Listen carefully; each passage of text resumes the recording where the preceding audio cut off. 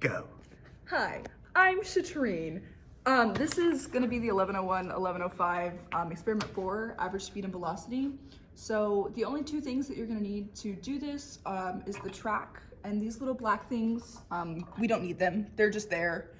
And then you're going to need a Pasco Smart Cart, which should be in 201 and 205.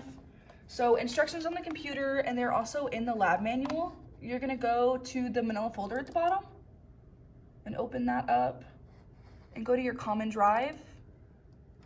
Go to PHY, Physics Labs, and that part is going to be the same for all of the rest of the experiments for this semester, but for this one specifically, we're going to go to the SC average speed and velocity capstone file and open that up.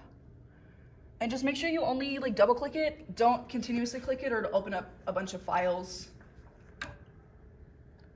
Once you get here, something should pop up and you're going to want to click Remind Me Later, and it'll open up the actual file.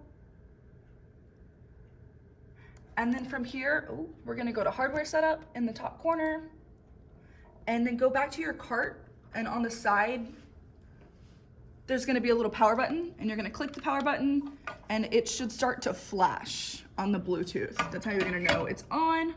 So you want to match these 6-digit numbers to what's going to pop up on the screen, hopefully.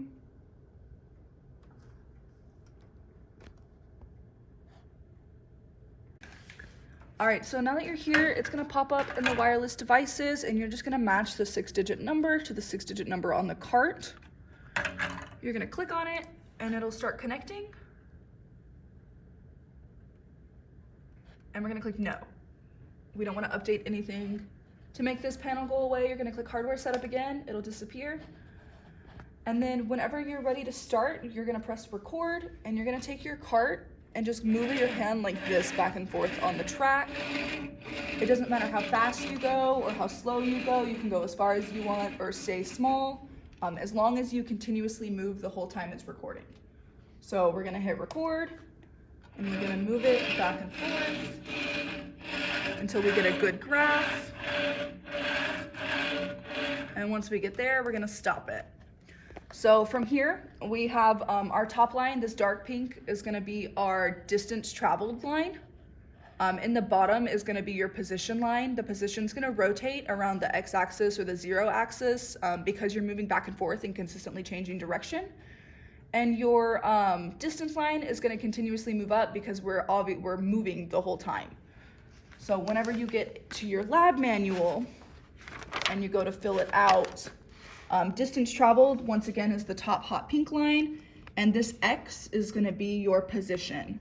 So you're going to fill out this one by going to the computer and clicking this little cross thing and clicking Add Coordinates Delta Tool. It'll make this little box pop up, and you can drag it directly to where you want it and get an exact number so you don't have to guess.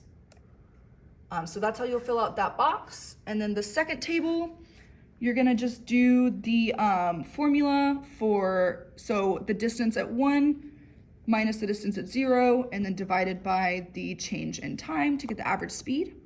For the average velocity, you're gonna do the same thing, but with the position column instead of the distance column. So your position at 1 minus your position at 0, divided by your change in time, which is 1. Once you fill out this chart, you're gonna click Delete Last Run over here and make that disappear. And then you're gonna completely redo it and fill out data for trial 2 on the right side, and then answer your post lab questions. And that's all.